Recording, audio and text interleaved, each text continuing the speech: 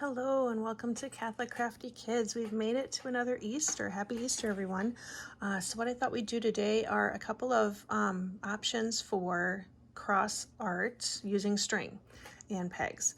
So they're like the most solid or permanent sort of thing you could do would be using wood and nails. If you want to get that elaborate, I'll kind of show you one option one that I tried at the end. It does work pretty well. I'll give you some ideas about how I would have done it differently if I did it again. But at the very basic level, you can just use some cardboard, and these are just push pins, and I recommend these because they have the flat bottom, and they also have that other bit at the top where you can kind of anchor the string as you work. Other options would be just regular push pins, things like that. What you do want to watch for is that you have your cardboard thick enough so that you're not pushing through to, damage a tablecloth or whatever. So this is actually four layers of cardboard together. And if I wanted to make this more permanent or a keeper for an art project rather than just doing it and undoing it and putting it away again, I would probably either line this with another sheet of paper, just a very nice background, or maybe even some fabric, and then you could turn this into a wall hanging when you were finished. So what we've got here is the pegs, and I've outlined a cross. Now there's a more basic way you can do this if you have not enough push pins to make, and these don't have to be clear either, they could be any color. You can make them lots of different interesting colors. At a very basic level, you could just put 4 push pins at the bottom and 4 at the top, and 4 on either side if you wanted to, and just do a top to bottom kind of stringing. Let's see if we can get this started here. So I do have my thread kind of wrapped around my hand just so it doesn't get tangled as I work. You could spool it up for the kids on some kind of spool if you wanted to, or something like that. So the nice thing about push pins is that first bit, you can anchor that under the fat part, the bottom part of the push pin, and then go from there. Now if you're just doing the top to bottom and side to side, you would go bottom left to upper right, and vice versa. And I'm left-handed, so I start on this side. Your kids might start on the other side. And again, this is probably the best option for kids who are just doing gross motor skills, little hands that aren't, and you can kind of put your finger on as you hook around just to make sure it doesn't loop off fall off on you as you're looping it through. And you'll get a little more practiced at this. And the great part is if it gets messed up, you can take it off and start again. So there's our top to bottom bit, all right? And you can either stop here and anchor it and start with a new bit of thread, or you can kind of wrap it around and start the side to side right with the same string. So either way, whatever works, whatever you're interested in doing is fine. Notice that if you anchor it here, it does kind of tie it together in the center, which is okay. Just kind of brings it a little tighter together there. Okay, and then we can go side to side, and again, lower left to upper right, and work your way back through. And again, this would be the simplest version of this particular string art. And this one's pretty neat looking, nice and neat. And again, when you're finished with the side to side, you could go back through and tie that side or that top to bottom, and like I said, neaten it up and kind of just get it to come together in the middle. Just use your yarn to wrap it kind of diagonally both directions, and that will bring it together. And you don't need to do this either. You could leave it more loose, that's fine too. Like I said, lots and lots and lots of options with this string art. You can do whatever is your preference in the end. Okay, so that's very nice. And like I said, that only uses 16 pegs. If you've got fewer push pins in the house and you don't want to, you don't have enough to outline a whole cross for all the kids, go ahead and do just the simpler version. The nice thing about this, as you see, we can take it off and do a different thing. So they can do this over and over all day, honestly, if you want to. Kind of different strings. You don't have to have all one strand of yarn either. You can, anchor a new one and start another thread at any point in the project. So as much time as you need the kids to be occupied with this, they can be occupied with this.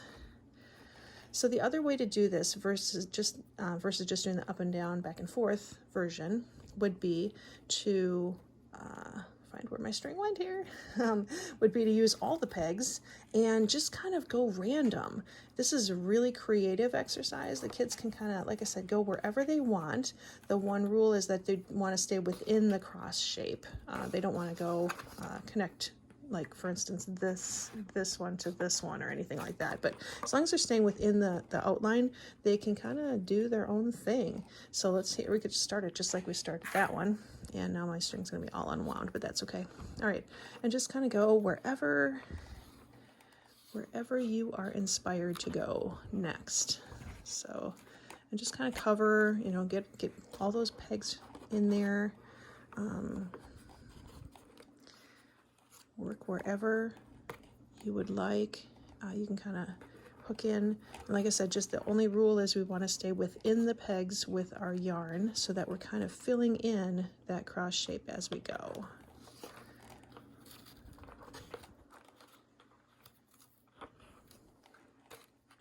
You can see it, and with this particular yarn that I have too, it kind of starts to look very Eastery, very Easter eggy.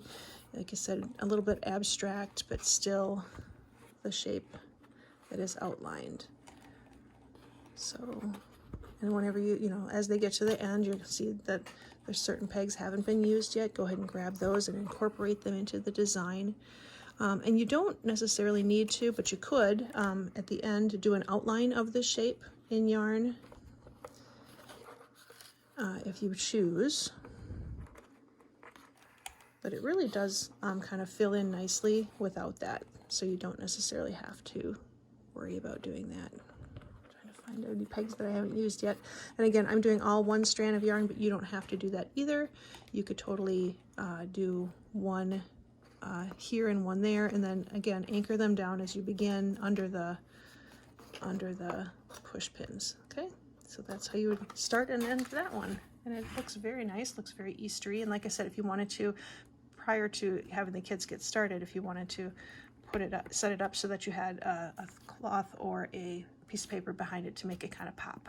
All right, and then you could do a wall hanging out of that. So that's, like I said, a couple different options there. Another one is that you could do the same kind of thing again with cardboard, but you would have these are actually just different push pins. So I did these little map pins, but you could do this with these others as well, with the original ones that I talked about before. And what we did here is we just did a design on the inside and a design on the outside. So the cross is outside, and then you could do a smaller cross inside, or you could do a heart, or whatever you would prefer, or even just a circle, whatever. And then what we do is we thread from the outside to the inside, back and forth as you work. Okay, over here you can kind of see I just did a single, more like a single, once to each inner and outer, and you can kind of eye it up. You know, you'll have a few of these will be matched up with one of those, and then you'll move to the next one and move to the next one and move to the next one as you go. And then over here, what I did is I kind of went back over and tried to connect new ones that hadn't been connected before. That thickens it up a little bit, makes a different kind of a webbing design. So whatever, if you like it thinner, some people like that elegance of the thinness, and some people would like it more thick and more filled in, and your choice. You can do whatever you want. So again, this is very flexible, and again, I probably would have put a sheet of paper or maybe a sheet of fabric underneath it if I was going to make this a keeper. All right, and then the last way you can do this, or not the last way, but the other way that I was thinking of that you could do this, is to use wood. So what I did here is I just have little finishing nails, and what I did is I tried to make an inner cross and an outer cross. And if I had this to do over again, it is so much easier to work with the larger shapes. So if I was going to do this again with the nails, I would spread this way out. I would probably be all the way at the edges of my wood with my outer shape, and then my inner shape could be a little larger as well. And you can kind of see, kind of like this, the inner shape starts to pop as you fill in the threads around it.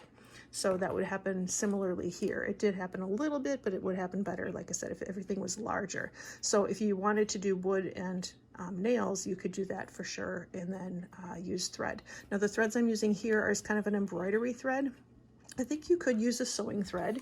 I did also try something a little bit thicker, and that worked okay. This is not quite yarn thickness, but it's a little kind of an in-between sort of thread, and that seemed to work just fine as well. And I think yarn would work for any of these. So whatever you've got around the house to go with, go ahead and have fun with it. And create your Easter cross. All right. Have a great week. Happy Easter.